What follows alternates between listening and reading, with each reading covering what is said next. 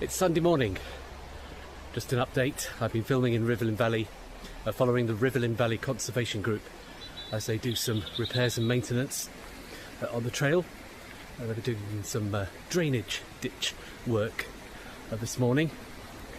Don't forget that this YouTube series will be running throughout the summer, and the first part is currently in post-production and it will be released. It may not be now until June because I'm still writing some music for it and designing the title sequences, so stay tuned to YouTube, and if you haven't subscribed, please do so.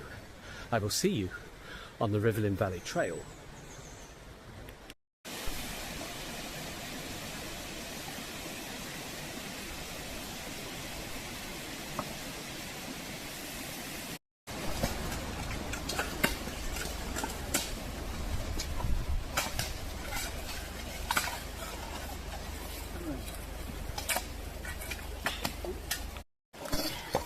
Well done, Scott. Just about. 10 out of 10 for effort.